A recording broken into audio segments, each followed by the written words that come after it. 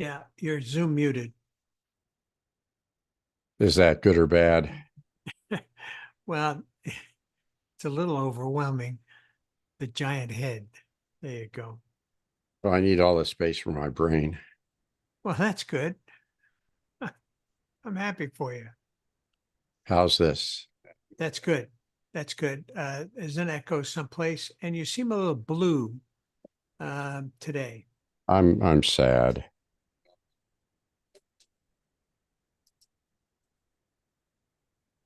There you go.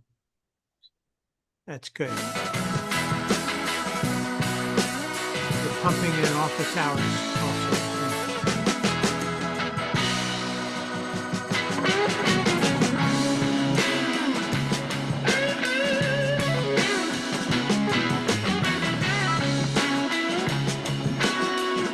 We are on YouTube now.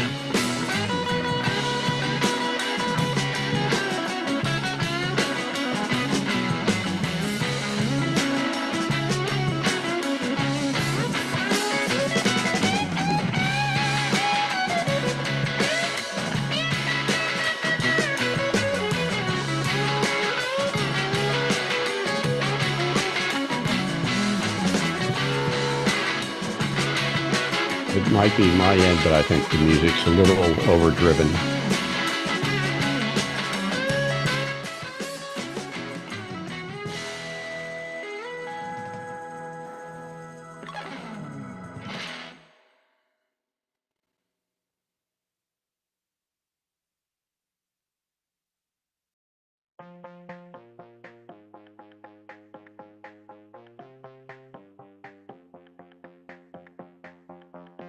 John, we're getting repeat audio from you some other place. Playback.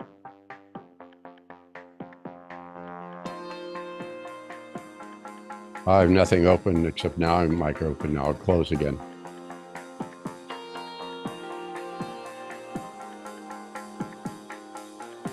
I'm not hearing repeat audio. Ray, I think you're listening to the YouTube again. That's it. Yeah, stupid me. Thanks.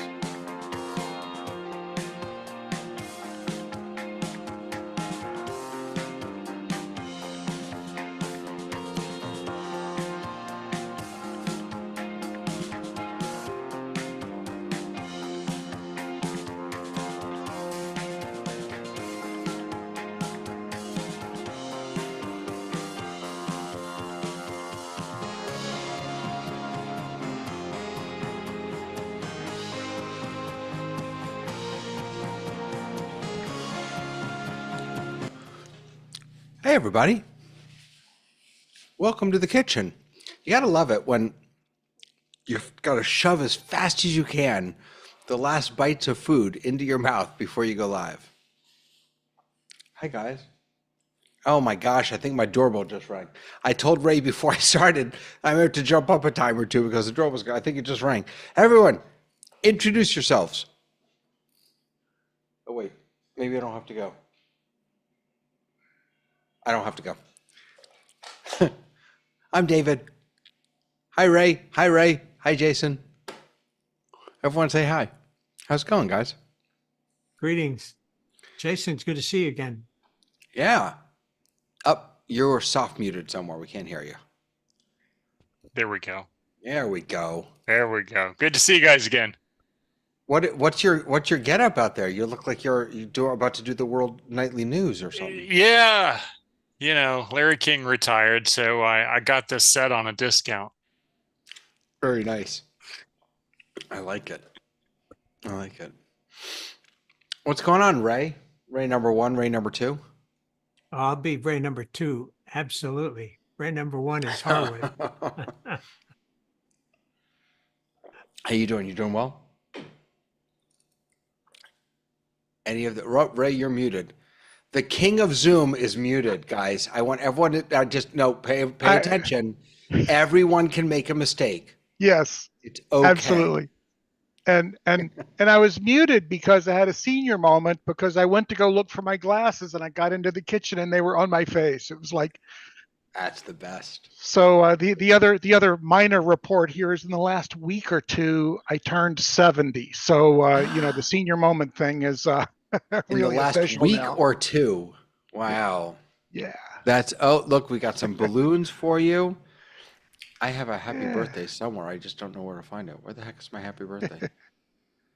In any case, that's amazing. Wow. Oh, I found it. Here we go. Oh, yeah. Happy Nice. birthday to you. That's amazing. Nice. God Thank you. bless you, as Yeah. we say in the old country. Yes. Yeah. Absolutely. Mazel tov, as we say here in this country. Mazel tov, as we say. Very cool. And Mr. Mazel tov over there, how you doing? I'm doing well. We're enjoying the good life here in Central Florida. Good to be on the Zoom test kitchen again today. The good life, absolutely. Jason, hello, hello. Hello, hello. Are you standing, by the way? I'm just curious. Are you at a standing desk? No. You're sitting. All right, you're just very tall. You have good posture, I guess. Yes. All right, and John Idelson is here. Hey, John. I didn't see you on my screen because I'm not looking in gallery view. Well, good. Oops, and I locked for a moment. I'm glad to see you guys. And I just wanted to say to Ray, when I hit 70, I didn't roll into it. I sort of slammed, and it's been, well, we won't go how downhill it is. But anyway, congratulations and happy birthday. And no matter you what very you do, much. you won't catch up with me. I'll run hard. I'll run hard after both of you. How about that? What is that? 8? I got 8 years on you. You got a Sweet. ways to go. 50. Yeah. I was always worried about 55 when I was a young guy. 77. That was the one. Wait a second. You're 78? Yeah. On this There's- next birthday. Not a chance in hell. Factorino. 1964. You know what? God bless all of you. You're just, wow. We were you're born in the amazing. last century, David. You know what? Anyone who says that old folks don't know how to use technology, look at these old folks right here. Get careful how you use old folks. But I'm does in that anybody know group. What this I'm is? sitting. It's Only either old a- folks know. It's a magnet. It's a hard No. drive. No. Think 45 RPM record. When you switch from 78 to what it was 78. Oh, but the thing you put in the middle to a the 45. 30. Yeah, you Yeah. got Yep. it. Yep. Just the word record, John. I know, Seems to be- I mean, what are we talking about here? We've lost our entire audience under 40. Let's get back to business. Everything here is off the record, so that's what's really important. Right. Yeah. Hey, so I discovered something. So I have had this eternal struggle with the fact that I've got my main Zoom window right here, which has the action bar at the bottom. I've got my secondary window down below it, or it doesn't matter, off to the side, whatever. And my struggle has been that I want to be able to always see gallery view, but because for right now, I'm looking at the gallery view and that's what's streaming. As soon as I switch it back to speaker view, I lose the gallery. But what I've discovered is that there's kind of a workaround, and you don't really lose the gallery. So this is not going to be easy to show, but let me, so when you go into, at least for me, now my setup is I'm in full screen on this. When I go into speaker, speaker view, this little guy pops up, which usually sits on the right-hand side of Yeah. the window. I call that And- the film strip. Right, and you can close it, or you can open it, or you can have one, or whatever. If you go like this, if you Yes. click on the doohickey wiki over here, Drag it and then out. you drag it out. So what I found myself doing is going into speaker view, doing this, and then putting this on top of the secondary monitor. And what I found, which is really nice, is that if I switch back now to gallery view, it switches up there. But then when I switch back, I get my gallery view right back where I put it. Comes back. Yep. Yeah, Yep. in the same spot, which I did not know before. So now it's a pain in the tuchus to have to do it, but now I can have speaker view right up here. I can still have the gallery view right below me. I don't know why I'm in this view anymore. I can still have the gallery view right below, so I can, look down if I need to, which is, it's a few more clicks to accomplish what I want, but it accomplishes what I need, so. Yeah, the fact that you can actually do it and do it reliably and repeatably is a good thing. Yeah, right. It's that reliability and repeatedly. The fact that I can, if I switch back and forth, that it'll stay there is, yeah, I agree with you. Until Zoom changes it. Right. Fair I enough. have my speaker view up here on the teleprompter. And then down here is generally the gallery view, except it's over here during this show because I have to be so engaged with it. But normally this is meant for gallery view. So it's very close to the prompter. But the And way it's but Ray, sorry, just a question. The way you've done that is you've put your secondary monitor up in your teleprompter, right? that's correct. Right. And why do I not do that? I guess I could do that. Because that's always the speaker view. And Right. it's also on the device behind me. This is speaker view going NDI from this system back to the Right. back of the room. I guess I could just flip the monitors. Yeah, that's a good point. I'm not sure why I don't do that. It's less activity. I find it easier. Yeah. I came up with a brute force solution when we were doing some trainings, and I had to make it easy.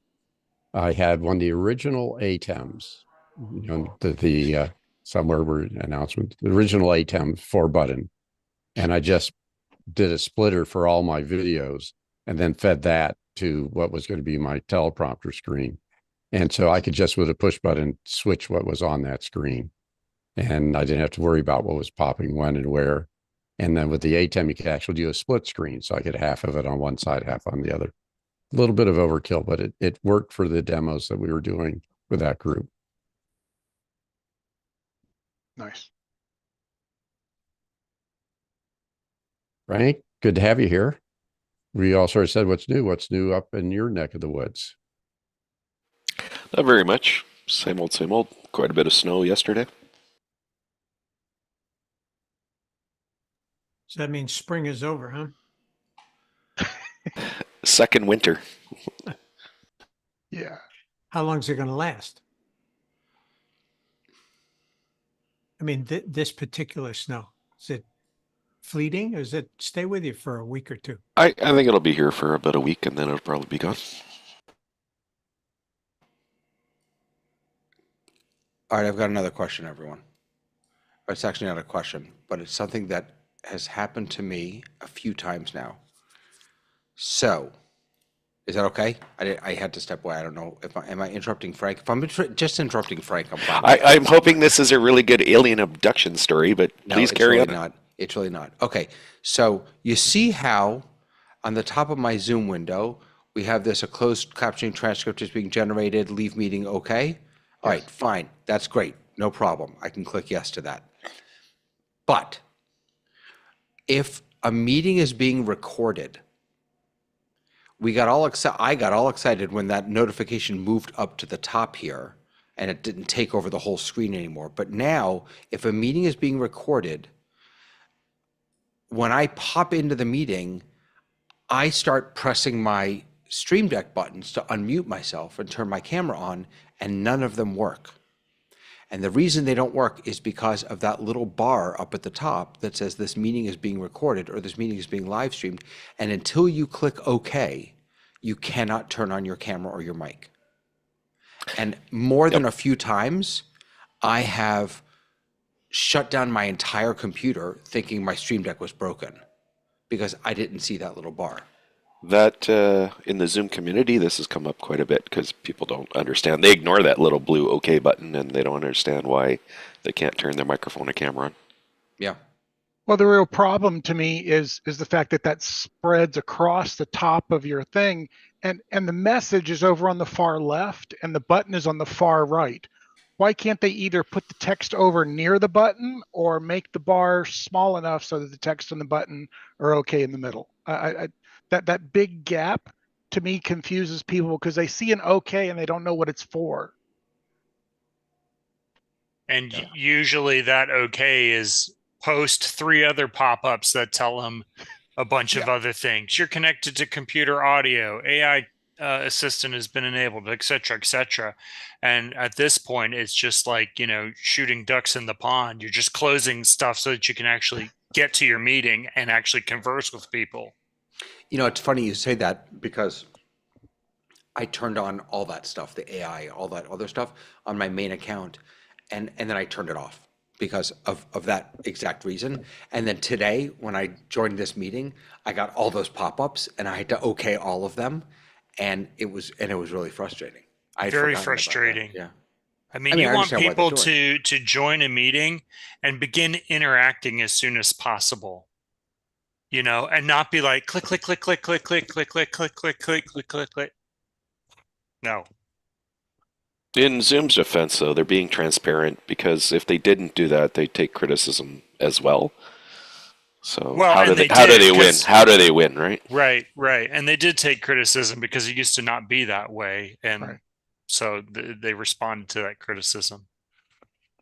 I'd like it to be, if these things are on before you actually enter the meeting, I would prefer that the meeting basically not even appear. Do it on that initial Mm-hmm. screen where you have your video and the ability to check that sort of, and a thing down that says, here's the following things that are going on. If you don't agree to any of these, don't join the meeting.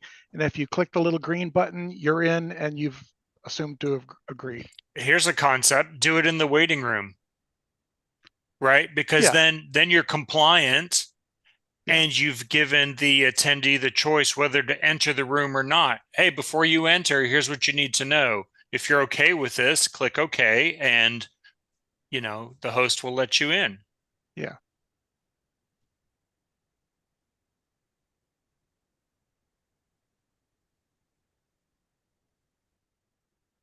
Silence. Robert has sent us Oh, a. I forgot to unmute. Sorry. Yeah. Robert Yeah. Let's talk has- about what he said. Yeah. This probably means more to some of you than others. Robert says, I'm probably the last person to learn this, but I discovered and used a new way to generate breakout rooms based on the results of a poll.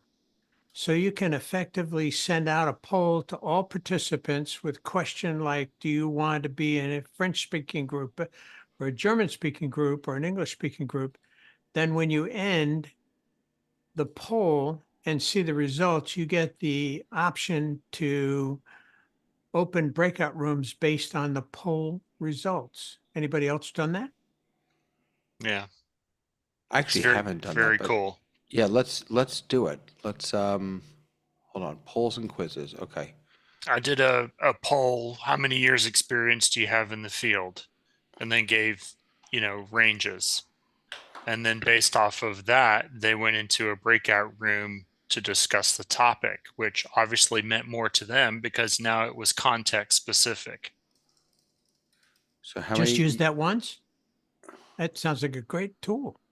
I've used it a couple of times, but I mean, I just used it. What is it? Friday? It's Tuesday or Wednesday this week. So yeah, I mean, there are a couple of times where that comes up. It depends. First of all, do you have a client that wants to do breakout meetings? And okay, then what is being discussed? Is it just an icebreaker kind of thing, or is it context specific? And then if it's context specific, then doing the poll to create the breakouts or to direct which rooms the attendees go into is a pretty cool way to do that. All right. So I'm creating the poll. How many years experience do you have? And then we'll do 1 to 5, 6 to 10, and I'll do 11 to 15. Mm-hmm. to 15. And then my options are required, Yes. show as drop down, and create breakout room. One and three, I would recommend. Make it 1 required, and then and- create breakout. Okay, create breakout rooms. So you can add an image if you want. What does this do? Mhm. Duplicate or delete, yada, yada, yada. This Did you is give how it a name so you choose. can find it? Oh, look at that. I skipped that. Yeah. Experience, poll. Okay, so And now then save it save. Save to to library, your save as library. meeting poll. Either one. If you save it to the library, obviously, then you can pull it up in future meetings. You can edit it. Right, so this, we actually were playing with this last week or the week before, I think. So I'll go ahead and save to library. All right, so now I've got here's my polls option, and I can launch this poll, and let's see what happens. So I launched the poll, people will be able to respond, and then it should create breakout rooms. Mm-hmm. 3 Once of you 5 so you'll participated. end the poll Yeah, when everyone is submitted. so I'm just gonna end it now because some people are just kind of Mhm. I can't listening. vote being a Oh, co-host. because you're a I can't co-host. vote. By the way, that's yeah, that's a It's a little chip. problem. Yeah, I that's think there's a checkbox that allows the co-hosts to vote, or is that panelists? Now I can't remember, but it's there's a checkbox that enables something else, but the host can never vote. all right. We'll try that next. All right, end poll. Mm-hmm. Now Now you have the option to create breakout rooms. relaunch poll. No, Oh, there it higher. is. Yeah, right there. So there's the create breakout rooms, and then Mhm. just before we do that, down here, relaunch, download results, view results from browser, share results. If I share results, they'll show up for everyone to see. Right. Let's create breakout rooms. Decide how many participants you want in each breakout room. You can manually move participants around after you create the rooms. Remember, I'm just going to leave that. It's going to create 2 breakout rooms, and it should put, let's just see. It right won't before- launch the breakout rooms. It basically does an auto assign based off of Right. the So responses. 3 people, we should have 1 room with 3 people and 1 room with 1 person. So let's see what happens here. Here's the Create. new guy. And now that's what we got. 1 room with, and it named the rooms 1 to 5 and 11 to 50. This is really nice, actually. It saves me a lot of time because in the earlier days of Zoom, you were doing this on the fly based off of what you would observe from the crowd. Or if you did like a pre-meeting type of poll or assessment or something like that. Or you were using a third-party app like Twine or one of those other variants that were available in there. So now it's nice to have this functionality because it's one less panel to deal with. It's native within the app. I like it. You know, I'm thinking about, I take a class and we do a lot of breakout room work, and what she does is the teacher puts us in groups, in breakout rooms based on the level that we're at. She doesn't have to do any of that. She could just have a quick poll, launch it. We say, I'm in this level, that level, and then it would just do it for us. Wow. Very Yeah. nice. Can you stack multiple polls prior to the event? When do you have to show the poll? And is it before the meeting? In other words, can you collect that information before you go live? Oh, that's a good question. No, polls are launched in meeting. Right. So this is functionality of the in-meeting polling tool.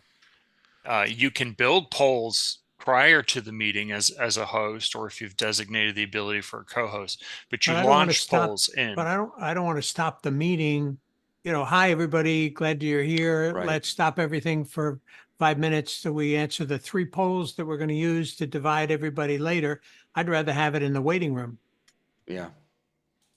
Right. Well, what you can do is collect all of that information before the meeting starts from some kind of mechanism. Mhm. And then you can create a CSV file for your meeting that has everyone, assuming that you have their email address, you can preload those and put them into breakout rooms right at the very beginning. Wait. What?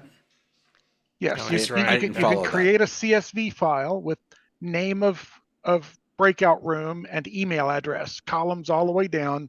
You have the same breakout room, 1 through 5, 1 through 5, 1 Right. through 5, and put the 5 email addresses in there. You can fill that up, and you can import that into the breakout room thing, and it will pre-assign all of those. Where do you do that? So the workflow looks like I use SurveyMonkey. Okay, so SurveyMonkey asks you, do you like red, blue, green, or yellow as your favorite color? And then they respond. And in my Zoom meeting, I have registration required. So then I've captured email addresses, and then I link the email address, the respondent in the SurveyMonkey, to the email address of the registrant. And you have to have registration enabled in Zoom. That's why this has to be part of the workflow, so that you can upload a CSV file. It's called pre-assigned breakout rooms is what that function is called in Zoom. Oh, And so when you pre-assign, you upload the CSV file, but you have to have a way to make sure that if Bob chose blue, that, right. Bob at XYZ mail is the same person and goes into the right room. But that only works if you have mandatory, what's it called? Not enrollment. Registration must be registration. required. Yeah, gotcha. That's the only way that I'm aware anyway, that you can pre-assign breakout. Otherwise, you're building it on the fly in session. Well, you can't actually do it without registration. The issue there is you don't really know what people's email addresses are at that point. I've used it before where someone wanted to create, had a nursing research group, and they wanted 9 breakout rooms for the various poster sessions that we were having. And rather than having to create those on the fly, I created a CSV file with the name of the author and a brief title. You only get 32 characters in a breakout room name. And then I just put noname@noname.com as an assignee and dropped those in there. And when I imported it, it created the breakout rooms with nobody assigned. And then when I launched it, it was all there. And I said, go into whichever room you want to go into and hop back and forth between rooms as you want to talk to people. So where do you upload a CSV? I don't see it anywhere.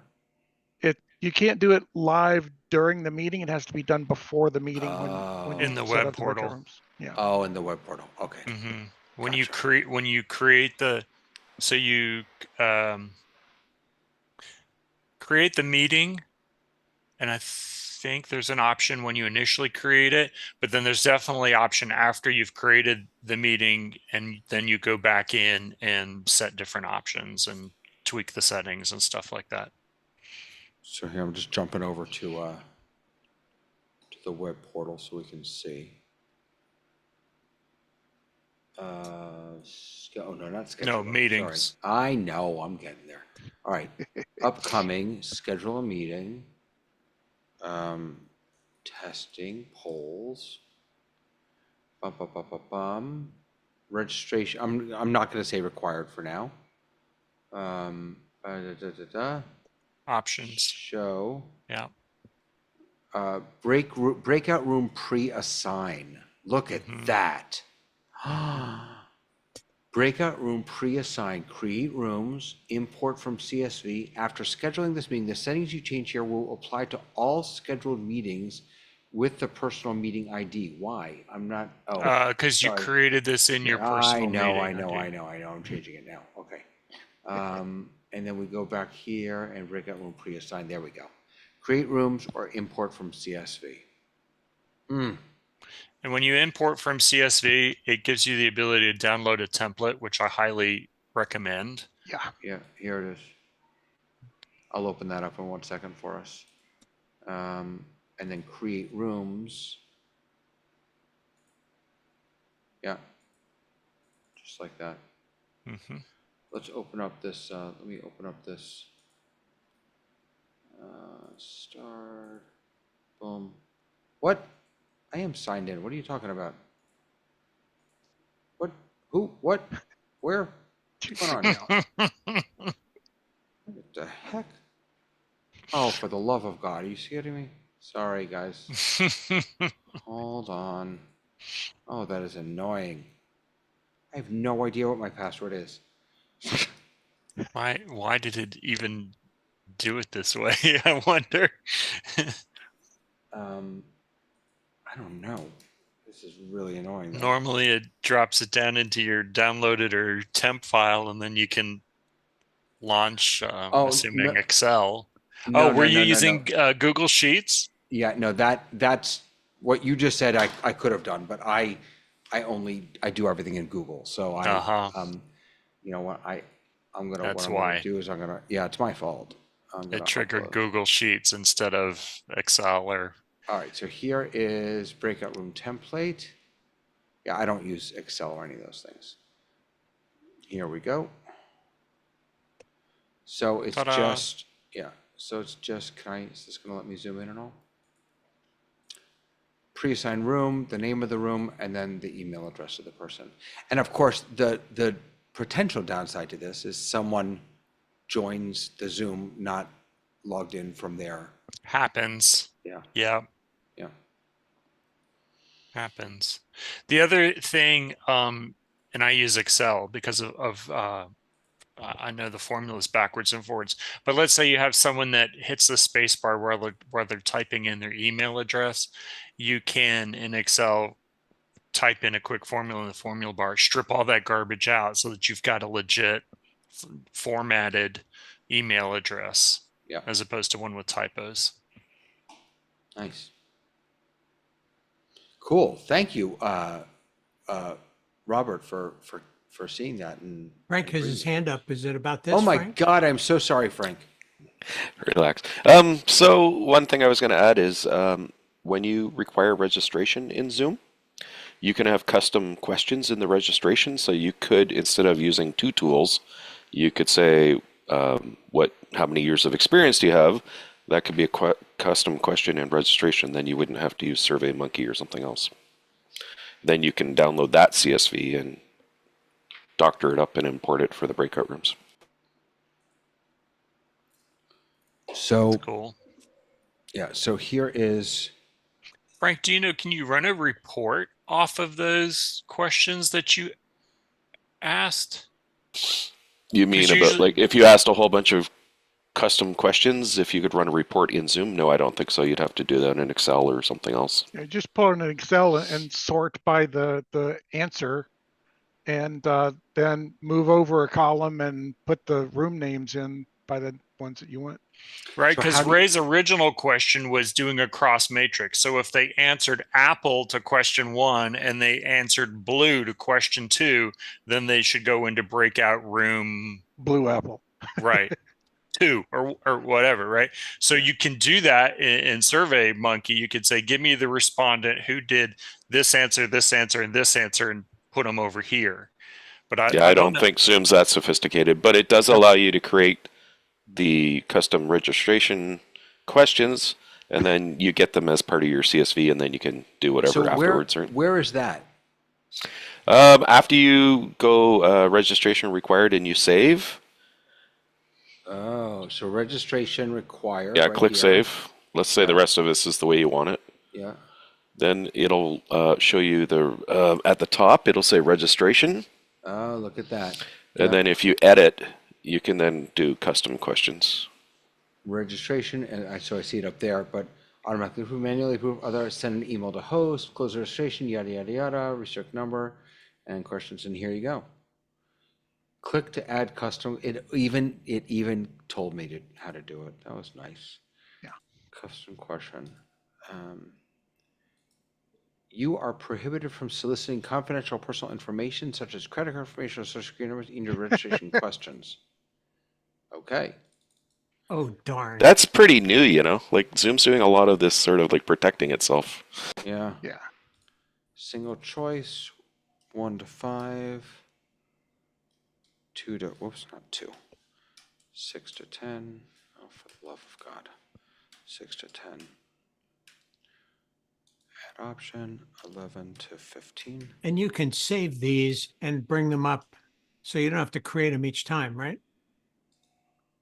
Yeah, That's an interesting question, right? Is that now saved into some sort of library that I have?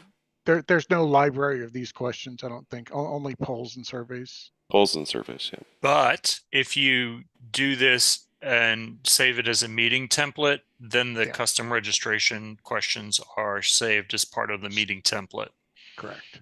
or webinar template, I think. Where's the question I just created? Number of employees, Um, questions. and it's comments? it's not. So these are not the custom questions. Yeah. View. I Those remember were required fields. No, but this was registration. That's where I set it up. Well, let me look at, let's see what it looks like. Mm-hmm. Join. No, you didn't make him required. No, but it's not even giving me the option. Yeah, Yeah, I don't think you saved it. think you saved it.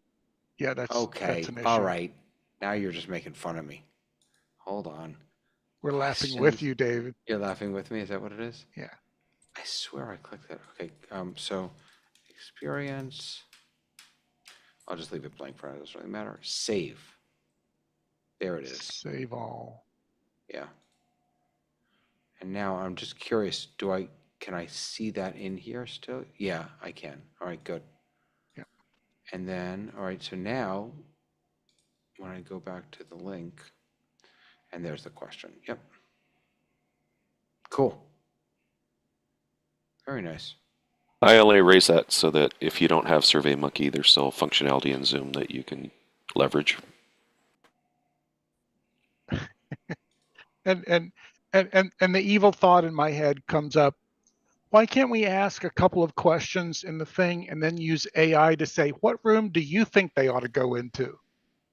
Oh, have it auto create the rooms. Yes, Right. I'm mostly being facetious, but you know, you get a variety of answers, and you know, hey AI, you figure out who ought to be together, and you probably have to tell it to make the rooms as calm and communicative as possible, or to make them as chaotic and discordant as possible. Right. That's shipping in June. You're not supposed to talk about that right now. I think Twine can allow you to do that. I haven't used Twine in several months, so I'm a little rusty on it, but it's one of the Zoom apps. Yes, that is indeed, you can absolutely do that with Twine, but in much more robust ways even. Like I can say to Twine, you know, I only want this many people per room. Actually, I saw that you could do that here too. But yes, Twine has a very, very robust way of creating those breakout rooms.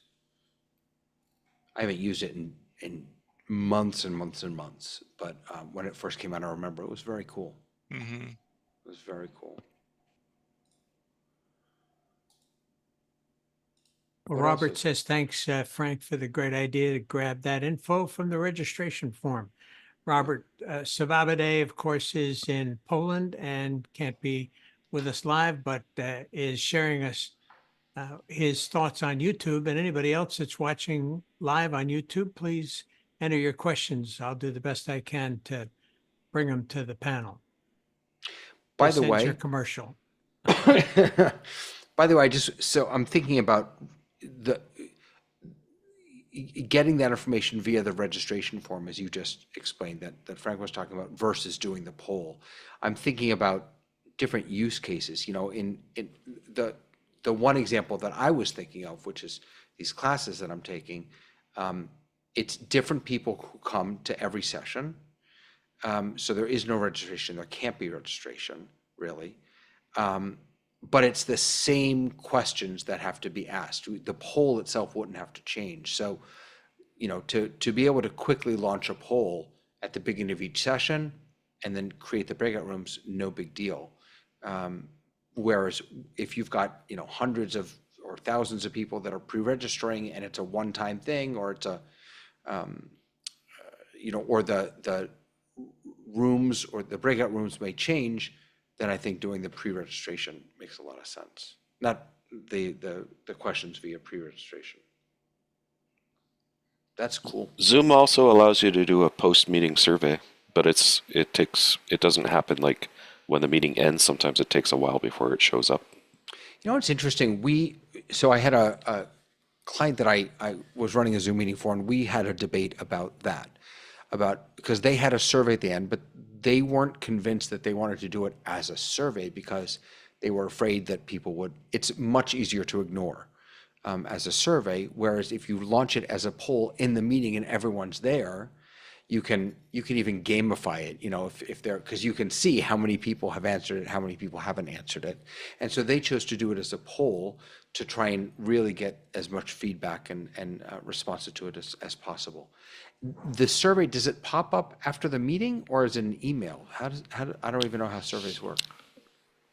I can't remember. Does anyone It remember? actually pops up in the launch window, typically if you use the launch window to use it, but it'll pop up in your browser.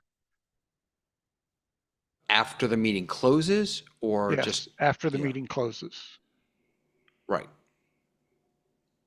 And I wonder what that looks like on mobile also, because when I close I'm just thinking about how easy it is to ignore. That's all. Most of the clients that I've talked to are people on the Zoom community. They go, look, I didn't get any responses, or I got 2 and I had 500 people or something like that. I think it's pretty ineffective.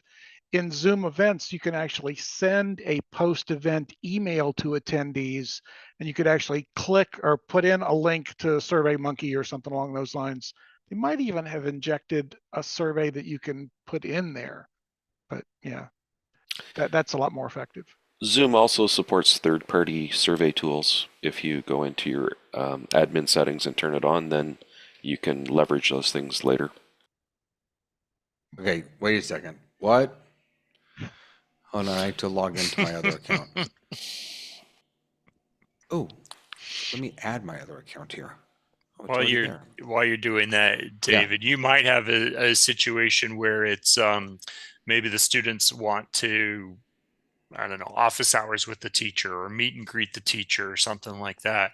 So you could have one meeting, you know, open night, parents come in, launch a poll, which teacher do you want to talk to?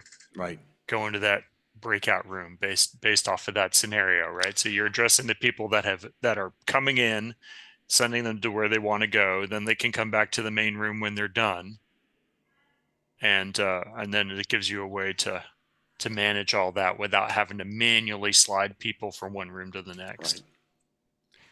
All right, so what do I do? What did you say I should do in the settings here? I didn't say you should do it, but if you Well, want no. to do it, in account management, Yeah.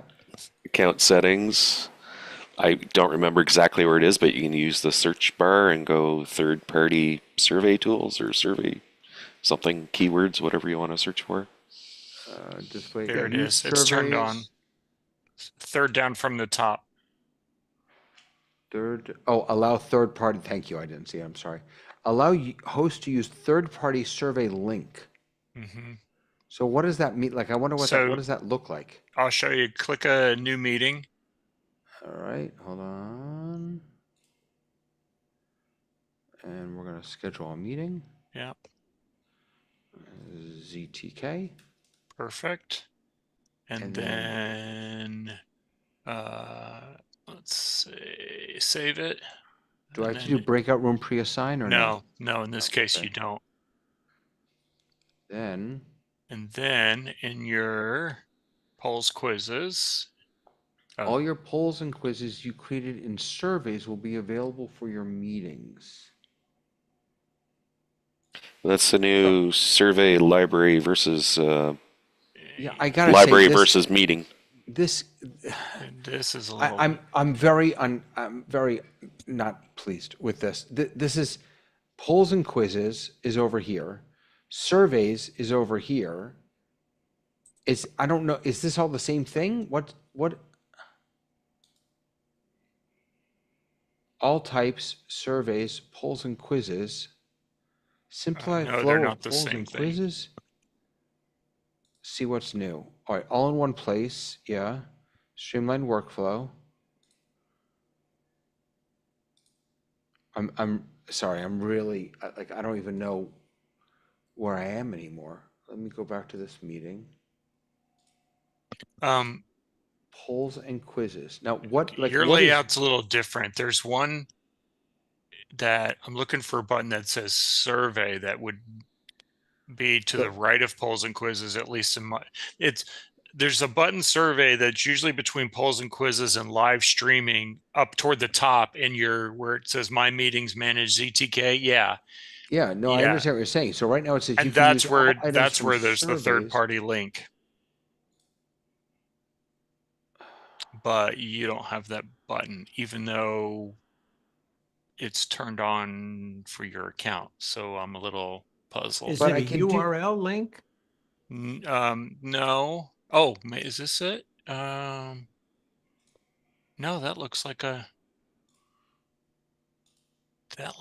library as opposed to being tied to the specific meeting. I could do a screen share. You can see what it Yeah, go looks for like it. on my end. You Please. know, for people that have similar type accounts. Let me get back over to the toolbar, and we'll do that. And by the way, while he's getting ready to do this, so just so you all know, remember the hack, it's not really a hack, but keeping my main monitor on speaker and then moving the pop out down below. Are you screen sharing yet? I am. Yes, I am. So that, because I put that on top of my secondary monitor, I now can't see the screen share. So that's a problem with my little system here. Okay. I'm going to try what Ray does. And and then what I do is I take that, put it over on my big screen over here. Yeah. So that I still have the gallery, but the screen share I can put up Yeah. on the big screen. Yeah. All right. Sorry about that. Sorry to interrupt. Go No, ahead. that's fine. So here's a meeting that's already created. This one happens to be a recurring meeting, but it doesn't matter. It can be a one-off. And polls and quizzes, which was a button that David had on his screen. Live Hold on a streaming. second. Do you require registration for this meeting? This particular one does have it, but So I bet you that's the difference. well, let's you know what? Let's create a new meeting. Schedule a meeting. Let's go. All right, so we're going to call this the test meeting, and it happens now. Okay, that's fine. No, we're not going to do that. We're not going to do registration, blah, blah, blah, blah, blah. And no pre-assigned breakout. Okay, fine. Then we pull it back up here, and we have Now, what is that survey. about? And we have use third-party survey, and then this is where you would put in your Survey Monkey or whatever. Now I'm feeling left out. And what I do here for my clients is, yes, I use Survey Monkey, but I'll go into Tiny URL or your flavor of, and I'll set up a Facebook tracking. I figured it out. And an email tracking one, and a one right after the event URL. And so then right after the event URL, I'll put in here the email one. I send out an email blast after the event. The Facebook one I post on their Facebook. And so then that way they all come to the collection container in Survey Monkey, but then I've got a track of which way did they come in. So I know which campaign was more successful, or, that type of thing. Can't you just use a tracking pixel?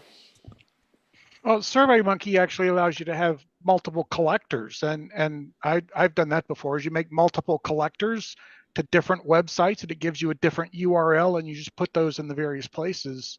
And SurveyMonkey will tell you can actually then filter. I just want to look at the data that came from this source, or I just want to look at the data from that source. I know in webinar, I don't know about meeting, but in Zoom webinar, you can use tracking, source tracking. It has, That's for registration. Yeah. Yes. By the way, the reason I didn't have poll surveys is because I had it set to personal meeting ID. You have to have it set to generated ID. Yeah. And then you get surveys up at the top there. So that's why. There we go. You know, I have the PMI, personal meeting, as not the default. So Yeah, see, for me, it's the default for everything. okay. Yeah. We've advised David several times about the error of the series. I've ignored those. Yeah, that's okay. I forget I forget about that because I'm so used to not having PMI as the default. John does that all the time, and once in a while, people jump into his meeting and didn't get invited. It's like a party line. Oh, everybody's invited, and it's been some real serendipity events. But yes, it has happened. I was doing a family call, and one of my work colleagues came up and said, "I knew we were friends, but I didn't realize we were family." I said, But do you have a waiting room on? "Not, I don't have a waiting room Oh, on that." so that's right. So I don't use a passcode. I use a waiting room. And that way, if someone does come in when they're not supposed to be there, I just don't let them in. Yeah. Gotcha. Cool. Let's see. Ray, who wanted to share something with us? Who was that? Joe is not here yet. Oh, he's not so, here yet. Okay. Yeah, so he's. Hey, Pete. But Pete's here. Pete's here. I have another question, if that's okay. So every time I launch, let me back up. I have two devices that I'm using, two computers. On one computer, I log in, I use vanilla Zoom. On my other computer, I use ZoomOSC. When I start a Zoom from my main computer, I would love maybe for a button for ZoomOSC to just automatically join. Is there a way to do that? Does anyone know? Are you talking about the vanilla version to automatically join? No, I want the ZoomOSC version to automatically join. Automatically, no. There's not a way that I can possibly fathom for a Zoom meeting when it starts to activate any other device. Now, is there a way for you to possibly capture the meeting ID somewhere in your companion module and scrape that off? Right. And This just in from a reliable source we happen to know. ZoomOSC has joined meeting automation support. Thank you, Andy, again. All right. So it does have join meeting, but you have to put the URL and that sort of stuff in there. And Dave was sort of asking, can I have it automatically done? And exactly. yeah. So I have here. So I actually have. I have to update this. Oh no, actually. So I have these buttons set, and I can one press join. Absolutely. I guess what I was asking, and I apologize, I shouldn't have said a button, because that is in OSC, is if there's a way to to listen, as it were, for when a meeting starts, and then automatically press this button for me. I guess that's what I was wondering about. I'm wondering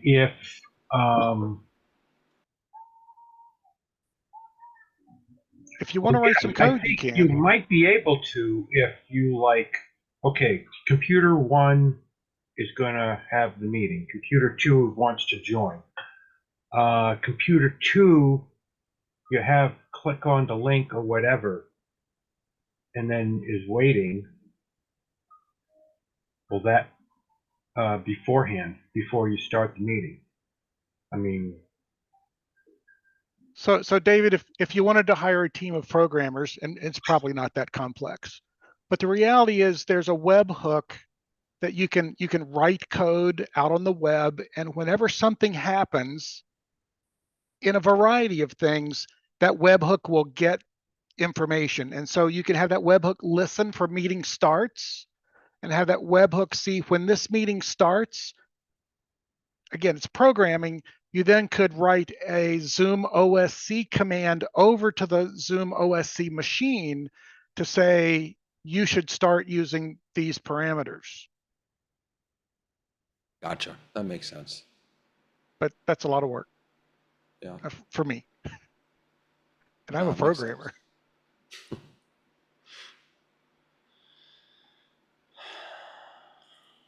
Someplace I saw, or is it OBS maybe? I'm thinking that if it detects a video change in something, it'll do something.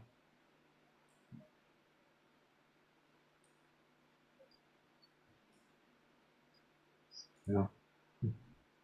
I'm not Don't sure. know. Don't know. Yeah. I do not know. All right, Ray, I'm doing it your way. So I've put, no, wait, but I still can't. No, wait, this doesn't work. I Right. moved, because now I've got the, I still can't have the gallery because I'm the one streaming, and so I have to have it in speaker view. That didn't help me at all. Ray? What I'm trying to do is I want to be able to see the speaker view. Yeah, you have to do it the way I did it before. That's the only way to do it. So I have to put that there and this up here.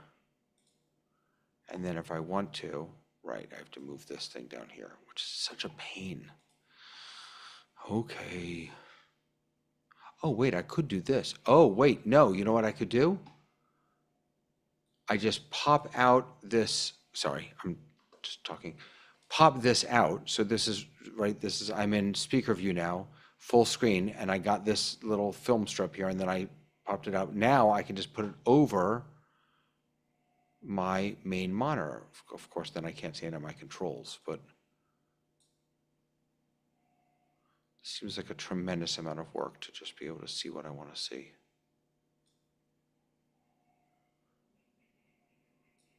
Huh.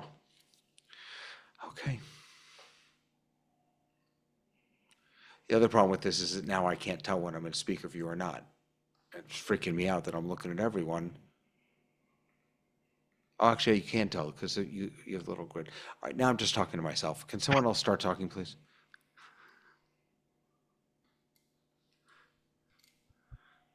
I've had some interesting experiences with local recording this past week. I don't know if y'all use local recording within Zoom. What happened? Two issues. My typical setup is I always have at least one machine coming in as an attendee, and then I grant permission to do a local recording. So the one issue that I've had with it is this week I had that machine in live audio. So you've got like Zoom original audio, you have sound for musicians where you can click on some of the buttons and adjust it. And then you have, it says it's in beta, live performance audio. So I'm like, yeah, sure, less delay, let's see what happens. Made sure that within Zoom, that machine was muted. The performance is fine, meeting is fine. I go back and listen to the recording, and my voice is doubled because it's picking up my headset that's transmitting into the Zoom room that's going into the recording. And where I figured the echo was coming from was the built-in microphone on that laptop. And even though in Zoom I had that device muted, for some reason, I don't know if I needed to mute it in the operating system. I still have to test to figure it out. But that mic opened up, and in the recording, everything I said sounded like I was in a baseball stadium. Yeah. Everything repeated. And it was. Did you also make the isolated audio files? Was it doubled in? The cloud recording was fine. It was only on the local recording that this happened. Yeah, great So question. on the local recording, you can also get the individual audio files as well. And so I was just curious if you did that on the local machine. I haven't checked that. I will check that. I don't know off the top of my head. So yeah, It's relatively new. I mean, didn't know about it for months and then discovered it. But yeah. And so my guess, like I said, I haven't finished testing, but my guess was that was related to the live performance audio setting, because normally I have musician, sound for musician. Yeah. So that would have, the only thing that would have changed from one meeting to the next. My setup was the same, other than the fact that I clicked live performance audio on the local recording machine that one time. So that was interesting. And By then go ahead. Sorry, no, I wanted to jump in with something completely different, just taking it back for 2 seconds. I have, from a relatively reliable source, that I should not stress too much about the streaming and gallery view, and that I should just watch the streaming app and see how that's going to grow. So, just saying. Sorry, go ahead, Jason. The other issue that I experienced with local recording in webinar, Zoom webinar. So my displays were all hard set to 16:9. My local recording set to 16:9. My PowerPoint slides in 16:9. During the live show, it looked correct on my audience mirror machine that was recording. When I go back and look at the recording, my slides are 16:9, but the space in which they display is either a 4:3 or a 16:10, because it's giving me these black empty spaces between my slides and the webinar wallpaper. Even though it looked fine in live show, like these slides were by this purple swoosh, as it should be, the way that I wanted it to. It was only when I played back the live recording that I'm like, why the heck are these black bars? And I didn't see any documentation on that. Jason, can you just take a step back? I may have missed something. I apologize. How are you crafting this scene? What are you using to craft this scene? So this is Zoom webinars, and you can set a wallpaper as a background. You're just using the built-in. Okay, like Just you're not the using their built-in. broadcaster Nope. or studio stuff. Okay, No, thank you. just plain vanilla, off-the-shelf, consumer-grade Zoom webinar. With wallpaper. With wallpaper as the background. And then this is in side-by-side mode. So you've got the talking heads on one side of the screen and whatever you want to share from the sharing computer on this side of the screen. In this case, it happened to be a PowerPoint video. And like I said, in the live show, no black bars. In the recording, black bars. And I mean, eyeballing it, this is a 4:3 or a 16:10 placeholder.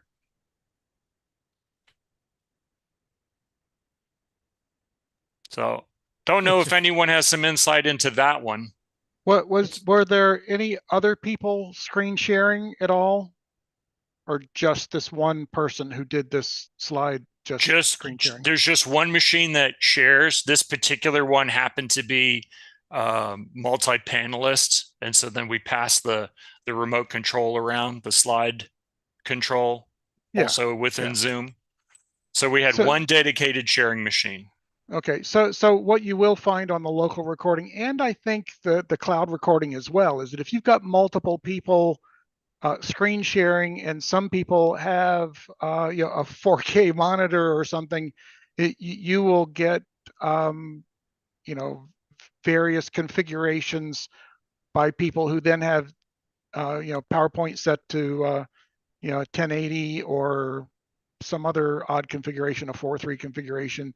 It doesn't always look really great if you have different people with different resolutions. Which is why we do the one sharing machine, and I'm meticulous to make sure that everything is set to 16:9. My monitors, in their own setting, the operating system that says monitor 1, 16:9, monitor 2, 16:9, PowerPoint 16:9. I mean, I went through and it's like everything is 16:9.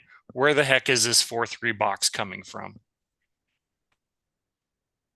Can you click on that? Like, I know this is just a screenshot, but can you click on that box and change the dimensions of the box? Because I know Zoom will add padding if you grab the window and change the size. I just tried it on my computer. I turned off the participants in the chat. But and this when is I- an MP4 screen, a single Oh, screen okay, from an yeah. MP4. Then that doesn't. What I said doesn't matter then. Yeah. Mhm. I was just thinking if you change the dimensions, it might add padding. No, this is a screenshot of the MP4 local recording. And the That- cloud doesn't have this? Did you do a cloud recording at the same time? The cloud recording has just the slides and the talking head. But the reason why I do the local recording is because when I spotlight, I stack the talking heads Sure. on the side. I and was the just cloud curious recording if it was doesn't different in capture the that. cloud. Yeah, okay. So, weird one, that's for sure. Yeah, because ultimately this was the look that I wanted the recording to be, where I would spotlight people, the talking heads, and so when it was 3 or 4 panelists going at a time, they would nicely line up along the right hand side here. And it's just a bummer that I've got these black bars, and it throws off.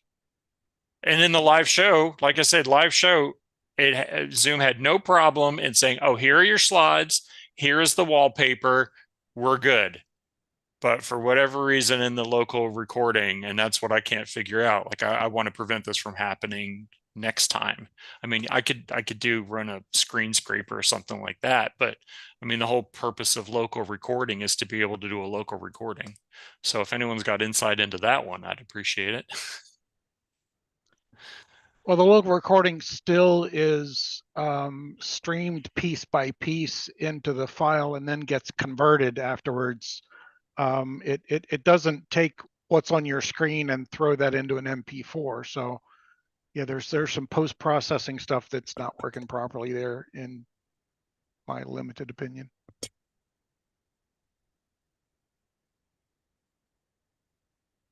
Interesting discussions so far. Who's got something new that we're expecting in the next week or so of Zoom upgrades? I haven't seen one in half a dozen days. What's next? There's something interesting. I can't discuss it coming around the 26th. Thanks, Frank. That's clear. We're just going to close down and wait for that. It I happens. Go ahead, Ray. I have to say, I'm still waiting for AI image generation in Zoom events. It was in the release notes for February 7th, and with complete links into support files that say how to do it, and it's not there. And I asked at the Zoom events office hours thing hosted by Josh Slage, and he said, yeah, sometimes we put stuff in the release notes that aren't actually released yet. It'll come out eventually. So I'm still waiting for that, so that at least the little test demos and the kind of one-off things that I put together fairly quickly, I can generate images that look fairly decent, as opposed to the little blue bar things that they shove in there by themselves. So I am waiting for that. Robert, Sababade said that regarding the banding, that it happens in the cloud recording too. I have this all the time, don't understand it either. I thought it was a feature, not a benefit. What's happening on the 29th, Frank? Wait, It's what? the 26th, Oh. and I can't discuss it. Wait, Oh, good. what? But it's going to be What? interesting. Wait, what? Hold on. Is that? Yeah. What I missed? They're bringing the purple video back. I go to the bathroom for 1 second. What did I miss? David, happened? I tried to get it out of him. He wouldn't tell us. Oh, is this a Zoom something that's happening on the 26th? Well, we all know it's special. It's going to happen. What? How do we know it's special? Because Where I did said so. Frank Zoom. so. If Zoom doesn't always meet its shipping dates that they announce, but if it ships when they say it's going to ship. Gotta be We'll have- Zoom docs. It's We'll gotta have be something. Zoom docs. We'll have some stuff to talk about for 20 minutes. We do have a new, For 20 minutes. we do have a new contribution, David Brady. Good to see you on YouTube. He said, set your presentation to 16:10 aspect ratio. That's the size of the wallpaper hole, according to David Brady. Wallpaper hole? Well, so that the presentation is preset at 16:10, but you said the graphic is 16:9, right? I will. I'll give it a shot on 16:10. My only hesitation, what you hear me thinking through, is because of that previous quirk that we had discovered before with iPads and that Ray had just talked about. If I have a 16:9 monitor present in a 16:10 presentation, Zoom might tweak that down. But I've got a couple of 16:10 machines that I can simulate only a 16:10 meeting and then check if that fits in that placeholder on the local recording. Wait, I'm sorry. The wallpaper hole, are you saying that this is to David, I guess. You're saying that in webinar, there's a hole and that's where the screen share goes? It's not just laid on top. It's not just an overlay on top of the background? Surprise, that was my experience. Yeah. So It digs the hole and then puts as much of your presentation as will fit into it. Wow, that seems Why like not just overlay it? I mean, right. That I seems don't like get so it. much extra work. That's so interesting. I thought it was an overlay. It appears as an overlay in the live show. Surprise, surprise, in the live recording. Here's a hole carved out for the content, and it is not. Are you sure that's a 69. hole? I guess I'm not convinced that's a hole. I wonder if the overlay itself has a black bounding box at the top and the bottom. In the live show, my slides were over top of the wallpaper. There were no black bars. I understood, but let me just probe this for a moment. So David says it's not a real hole, but it scales to be in the larger aspect. okay, but when you said that the top of your slide was up there at the top of what's now the black bar, yes? Correct. No black bars. Okay. Yeah. And if the bottom of your presentation then was at the bottom of where the black bar was, then that means that your whole presentation was larger, right? Because your presentation is 16:9. So to keep the scale proper, what you're saying is that it scaled down your whole presentation to fit in a box that isn't 16:9. Is that correct? I think that's one way of putting it. So let me I'm going to try and show you what I mean here. So yeah, here, I'll stop. so sharing. here's you've got the black box here, and you've got the black box here. So this is in here, this is your actual presentation. Are you drawing for us? You're not Oh, showing you can't us see it? anything. No, I'm an Yeah. idiot. Sorry. Oh God, I pressed the wrong button there. All right, sorry about that. Okay, so this is your this is your presentation right in here. We'll put like happy people in the presentation. Okay, if this is 16:9, so Yes. if what you're saying is, if you're saying that live, the top of this was actually up here, and that the bottom of this was actually down here, then to keep the correct aspect ratio, this part would have had to be out here, and this part would have had to be out here. The whole presentation was scaled up, and or I don't know where, because it may have been the wallpaper. I don't know that the slides maybe the were wallpaper bigger. shifted. I don't know that the slide was bigger and more of the wallpaper was covered. Yeah. Or if more of the wallpaper was showing. Like there's obviously a layering effect going, right? Wallpaper is Right. supposed to be in the back and your shared material is supposed to be in the front. And then whatever that coding is that says one is in front and one is in the back, and here are the borders. And somehow in that coding and talking back and forth, it's fine in live show. in local recording, it puts in this hole. Yeah. David thinks it's 1610. He also said, he sent a note to check this. It's interesting. I can't determine what he means by this. So if you'll look at the chat, he said, check this image. The dimensions are what Jason is seeing. And then he gave me a clip, and I don't know how to find that clip. I put it in the chat. Mm-hmm. View, VIED. It's supposed to be a link. Beauty oiki joiki funky dungy something or other. Oh, that Yeah. link. Yeah, it's supposed to be a link Friday to afternoon for the Google image link above. Can you just click that and Well, let me try it. I just want to say that I still don't know what's happening on the 26th, and I'm really frustrated. nothing's happening on the 26th, but on the 29th, Frank will be able to Oh, the 29th. Okay. tell us. No, I said the 26th. Right, but you can't say anything. And then No, I Ray get- asks what's happening on the 29th. So on the 29th, Well, you'll be able to tell us what happened on the 26th. Actually, You'll know yourself. We will know ourselves. Just I don't know. You'll probably figure it out. It's pretty good though. It's something I've been waiting more than a year for. So I'm It happy can't be that Zoom Docs. It can't be Zoom Docs. I didn't say that. I know you didn't say that. It just can't be. Because I was kind of excited about that at first. I don't know. I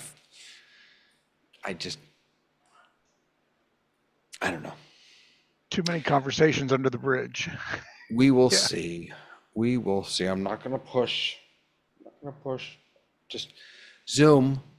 If you're looking for someone else that you need to trust with secrets, don't pick me because I won't be able to keep secrets. So definitely don't tell me.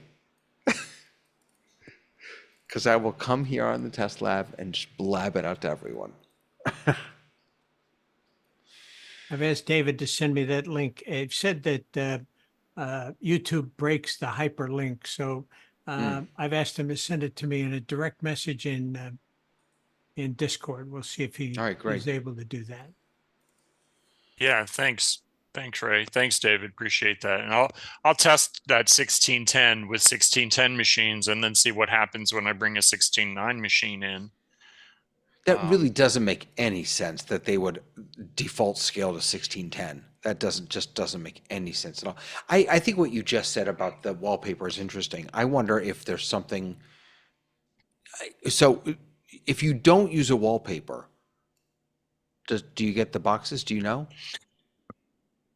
Or You can don't know are- because you don't know because the the whole back background is black. black. Oh. And the other thing that I'll have to put into my test script is how does side-by-side mode interact with that and affect it, right? Because that's another setting too. So if I do not have side-by-side mode on, no talking heads along the side, and the shared material, whether it's a slide or a video or whatever is shared, so that I have to put that in my test script too. But this is gonna, it's like next week activities, because I mean, you guys know test scripts are very detailed and very thorough, and so it's going to take me about a week, I think, to get through and then say for certain when this happens, that happens. When I click this, that happens. So because PowerPoint has settings too. With are your slides 4:3? Are they 16:9? Right. Are they 16:10? So Is there a reason why you use why you're not using either Broadcast Studio or an OBS or Ecamm or vMix solution to bring your content in? I mean, that's certainly the way to go to foolproof it. I mean, it's more software, it's more work on the front end, but the benefits of it are that you get that. Trying to streamline and really see, okay, what can Zoom do on its own, right? Because through the last year, since Zoomtopia. They've really enhanced stuff, advertised it, talked it up, the tiles and the wallpaper and all this kind of stuff. So yeah, I Produ- tried it and that's what I had. Production Studio can do it, but you need the Zoom Events license. As a presentation coach, I argue that you should never have the face any less than a third of the screen because you lose contact, especially if you get in a little drain hole down at the bottom. Well, it's And resizable, right? So this one, yes, I had small in this screenshot, but the border is resizable in side-by-side mode. And so if I'm only doing a 1 or a 2 shot, then yes, the faces are big. Why it was small like this is because I took out the other 4 people that plus me that were in there. So I tried to size everything to the slide. So if my slide is this tall, then the talking heads next to the slide are also only that tall. all right, now David has sent this, and let's see if I can share this. Gotta make it bigger.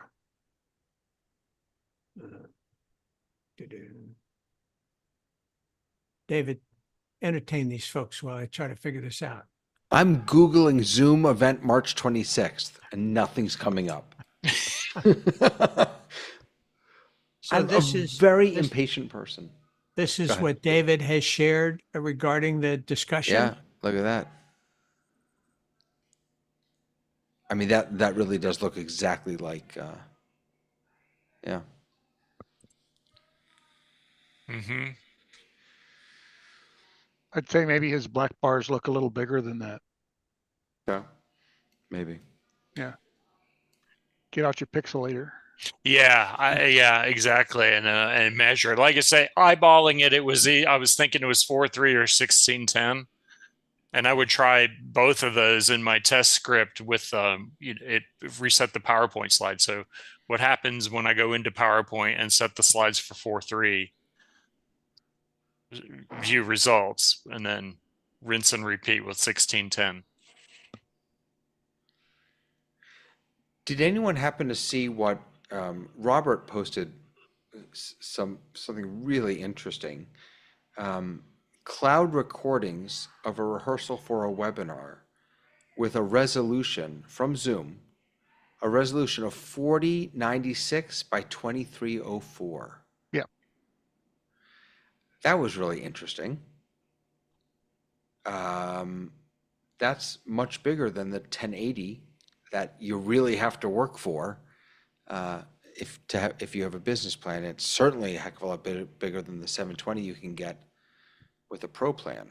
Well, it's because, David, and a lot of people kind of mix this up in their head when they're talking about it, is the 780, 720 and the 1080 only refer to the camera videos of the attendees and the panelists and the hosts.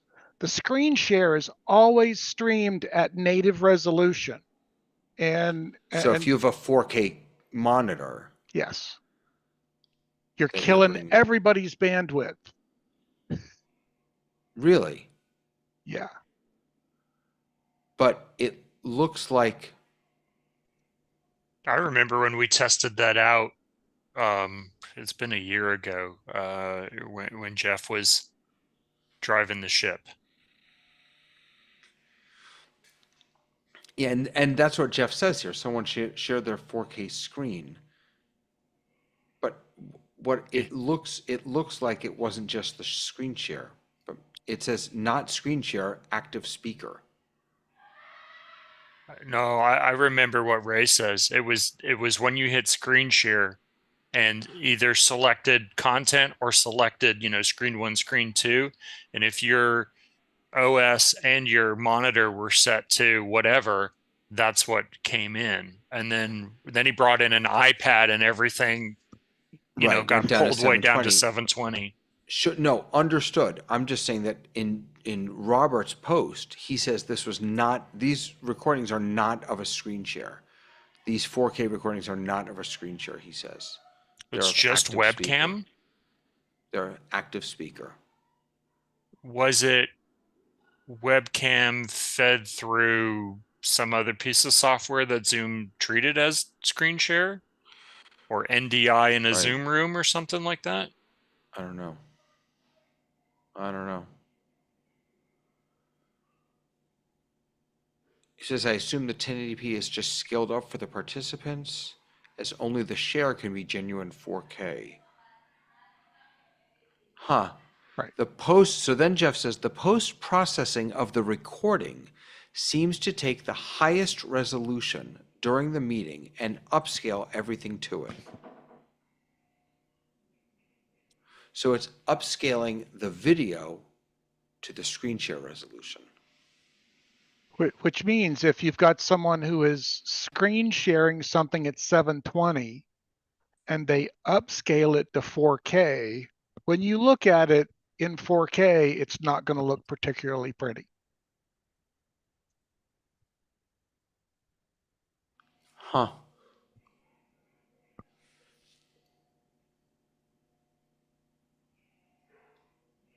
Interesting.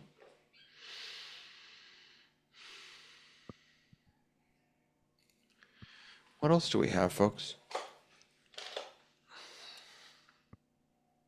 Couple of notes from Robert. I was away ordering the family pizza, so I apologize. There are important things Got that you have to priorities do. there, right? Yeah, Robert Sababade said, I checked the files. It is just a 1080p scaled out for speaker view. And then he said, no, just straight camera into Zoom. I'm assuming that was something that passed when I said extra pepperoni. Sorry, real world. Just for a minute. I have just a little tip, a little note for anyone who uses an Apple Pencil.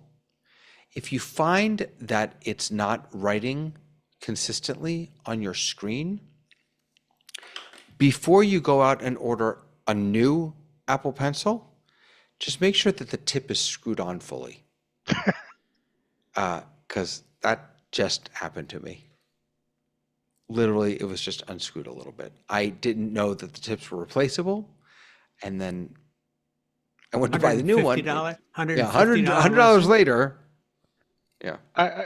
Doesn't the Apple Pen come with a couple of extra nibs in the box, but no one can ever find them after they I don't even start know what, using it? yeah.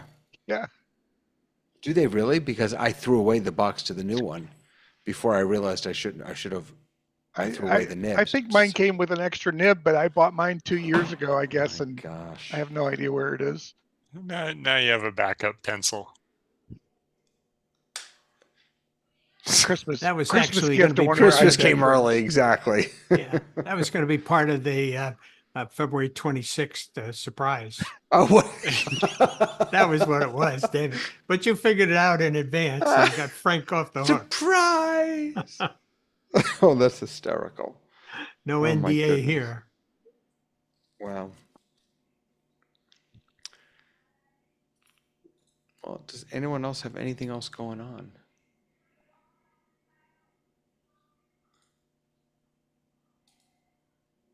Not I. Not I. I'm gonna. I've still got my New Zealand event. I've talked about a couple of times. Coming in, the third week of March. It's a 10-day Zoom event with 40 sessions. Plus, on Friday, they're having a special kind of all-day webinar with multiple speakers running through. And I have to say, this particular group, and I've probably mentioned it before, I've just sort of helped them along. I created one session and one speaker, and their sort of volunteer team of 5 or 6 or 7 people have gone in and created all of the sessions and put in all the information and all the videos and all that sort of stuff. And I spent about an hour and a half one night showing them how to run Production Studio, and they are individually going to run their own Production Studio recordings and presentation for their event. So it's going really, really well, and they've got over 1,000 registrants already. So That's pretty cool. That's nice. Yeah. it is. they have a helpline to call if, I mean, because that's a lot of pieces and a lot of people. They have a helpline to call when they forget what you taught them. They have so they will have a small call center for attendees who are having issues, and I'm going to basically be available for them if they have any issues during the live. Cool. I'm sending this use polls to create breakout rooms. I'm sending that to the school that I'm attending right now. I want them to start using it.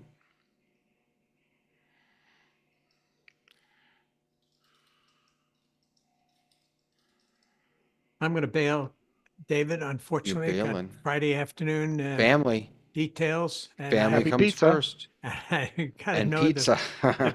the pizza's going to be hot shortly. Good to see everybody. And Ray, have a lovely see you- weekend. Same to you guys. We'll see you next Friday on the Zoom Test Kitchen. The last Zoom test kitchen before the 26th. Stay tuned.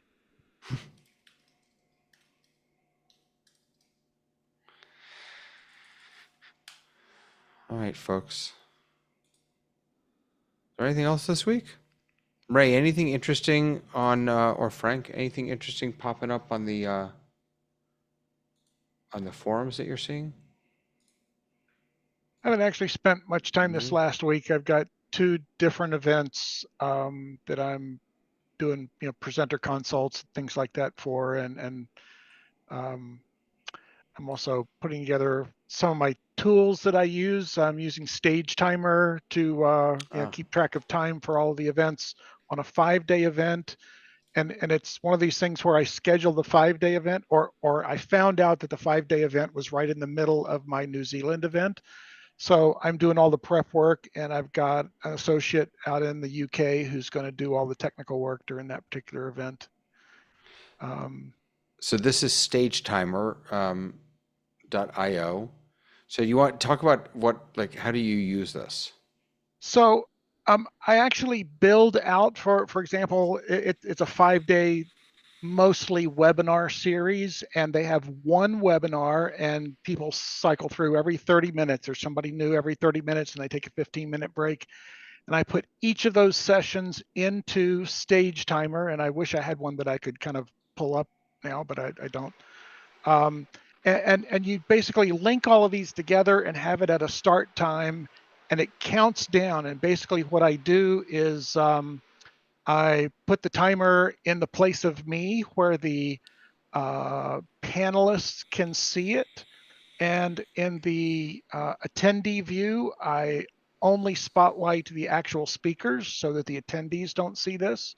But the speakers see this, and it counts down, and it turns yellow when there's 2 minutes left and red when there's 30 seconds left. And when it's over, the whoever the moderator is jumps in and goes, "I'm sorry, Sally, but your time is up. We're going to move on to the next one." And since I've been using this, they haven't had to do that to their speakers, because their speakers see the time that they have left right in front of them. The reason I was asking your workflow is because I hadn't thought about putting it up on my screen, and I always worry about sending people another URL that they have to click on, another app or something that they have to open. I mean, ideally, if they could open it on their own device, but then again, I have no idea where they would put it for vis-a-vis Zoom and whether they'd look at it. So yeah, I think you're right. Having it right in. The other use case that I've used it for is you have up to 100 simultaneous users of a particular timer. And there's 4 different views. And there's what they refer to as the agenda view. That's one line per thing, and what time does it start? And I send this occasionally to some international viewers who seem to be confused about what time their session is. And I go, look, just open this up and find your session, and that's when your time starts in your time zone. Like Zoom events, it displays the time in the time zone of the computer that it's on. So it's pretty nice. All right, so auto start at chosen time, date. Yeah, let me see if I Let can me find change one this to bring up here. 4:31. Oh no, this is 4:32. All right, and save. All right, so I have this set for 4:32 today, and it should start automatically at that time, I think. And this is also, is this like chat over here? Sort of No, in the so you can messages? actually put a message in there, and when you say display that message, type in that message, wrap it up quick or something like that. And by the way, the timer just started, so Yep. wrap it up quick. Now click the show button. Show. Oh, look at that. Yeah. So And what you they can actually see, change the color to red of the text. Yeah. So yeah. so wait, so let me click on the viewer, so the active timer, active, I see. And I put that URL in vMix so that that's what comes up when I Right. try to display it. Oops. Yep. I don't know what you did there. So this is what the people would see. Gotcha. Yes. Yeah. The panelists. Yes. So Right. only the That's what I panelists. meant. Yeah. Sorry. Yeah. Do you find that you set it up all ahead of time, or are you kind of on the All fly? kind ahead of time. I all ahead of actually time. take, most of them will send me a spreadsheet or a PDF with who's speaking and what their title is and what time it's going to start and how long it is. And I put this all into a spreadsheet and then I import it. And then there's a little bit of tweaking that has to be done to sort of link them all. And then I put in like the delay between the close of the webinar at the end of the day and the start of the webinar at the beginning of the next day. And I have to put in 8 or 10 or 12 hours or whatever, so that it all flows from beginning to end over a whole 5-day period. Wow. Yeah, I've got some I could show, but it's got people's personal information, names and stuff in it. So I just shortened this a little bit so we can see it's gonna, let's see. You can see the count at the bottom there, and then it should turn, something will turn yellow in a second. Go back to your other Yep. view for a moment. Let me get rid of this message. Just below where it says 1632, hover your mouse right in the red bar up near the top. Yeah. Go up, no, up to the big red bar. I'm sorry, the up here. big red bar. Come down just a little bit till you see a little vertical bar between the two timers. Move to the left, move to the left. Oh, there it is. Right Yeah, there. I see it. Yeah. Click that, and that links the two timers. So when timer 1 stops, timer 2 will start automatically. Looky there. And so normally what I do is I take that very first timer and I say, start that at midnight of day 1. Right. And it delays for 6.5 hours if their meeting starts at 6:30 in the morning, and goes from there. So it's counting down. 3, 2, 1. And then there's second timer. Right. And how do you, oh, and you just click it again to get rid of it. Correct. But in general, once I set them up, I use that link to make sure that one timer flows right after the other. And so your workflow of showing this only to your presenters, that only would work in webinar. Correct. Though I have used it in a meeting or two where there's, sort of the actually peculiar timer user, and people see it, but they don't. You know what else? Know. If you go into focus mode, then people wouldn't see it except for and you just make your speakers co-hosts, and then they would be the only ones to see it. Yeah. Interesting. Very cool. I'd forgotten about this. I'd played with this a long time ago. I'd forgotten about it. And they've got a companion module so that you can start and stop. Oh, that's nice. And on my companion display, I see how much time to go is right there, and what the name of the individual timer is without having to go pull it straight up. Nice.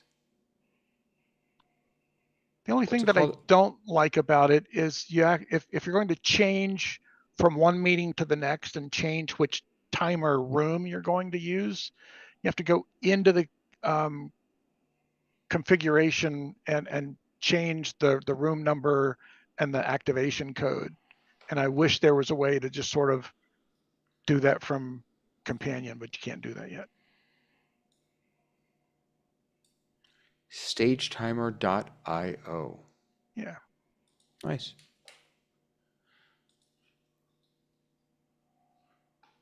Do any of you use Internet Clicker? I don't know what Internet Clicker is. I do have a slidesclicker.com that I use. I think it's probably the same exact thing. I don't know. It allows people to remote control your slides. Well, Not really test sure it how it does it, because though. I've been testing these things for years.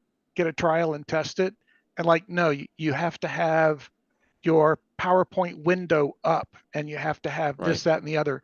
And slidesclicker.com, I bring up the entire PowerPoint into screen share with the notes thing and cover it up with other windows. And they get a link on their phone with a red button and a green button, and green advances and red moves back. And it works regardless of where my windows are, as long as I share the presentation view. And that has been a game saver for me at a couple of things where I've had non-technical people who can't screen share. Zoom also How has is that. it Zoom also diff- has that built-in clicker, doesn't it? Yeah, that's Sorry, what I was Jason. going to ask. That's what I typically use. So like my typical setup is I have a sharing machine. Right. That's where everything gets shared from, and then in Zoom we pass around or I assign the slide controller. So how does this differ from that? What are the risks? Um, I mean, I don't know what the risks are with the Zoom thing. I've tried it several times, and it seems to be more trouble to me. I've never really, I've gotten it to work, but you do have to have the PowerPoint system, the PowerPoint slide up, and Zoom has to also have a focus. And if one or the other isn't set up right, then all of a sudden you can't do it. And you said you pass around who gets to actually control it? Yeah, so I'll have on my sharing machine. So in PowerPoint, I'll go into show mode, right? You click the Right, little movie screen icon so that right. it runs that.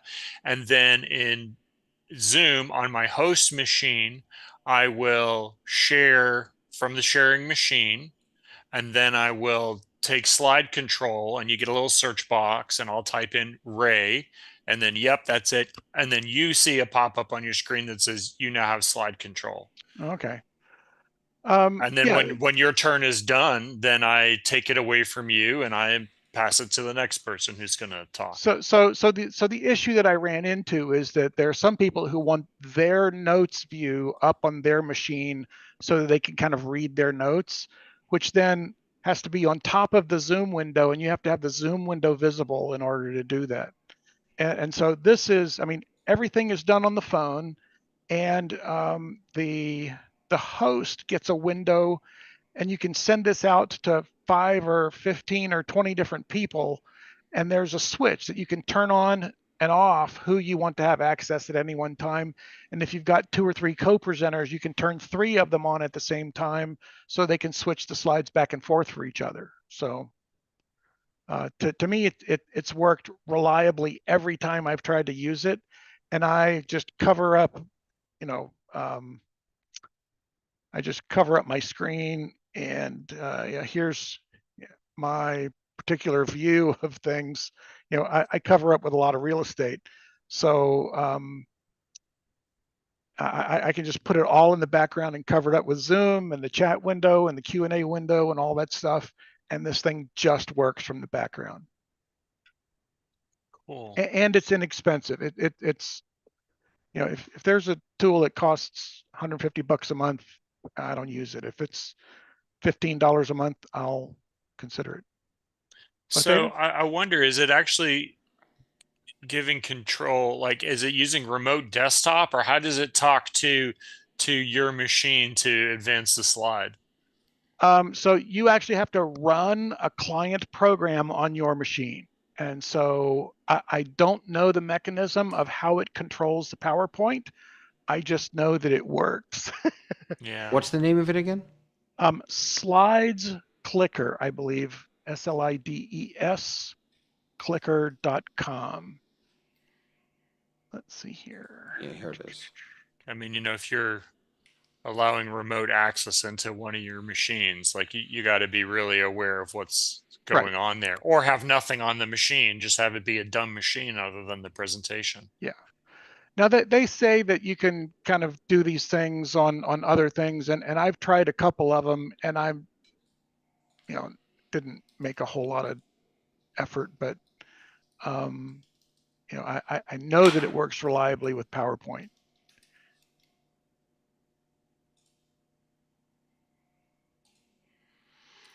All right, signing up.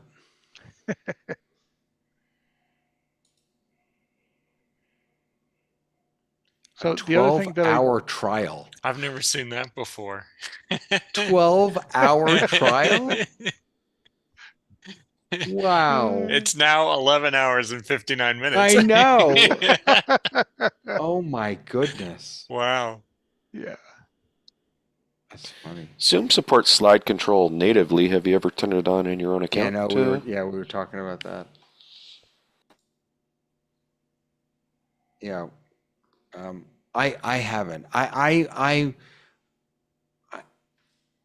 just worry about giving people control of things that they don't know how to control. But it's just slide control, like, because I'm the same way. But you dial in, you say no, just the slides. Like you can't come through Zoom and remote control my machines. You can only come You in. can. No. But You you can. can. But I turn that off in my settings. So it's just advance the slide.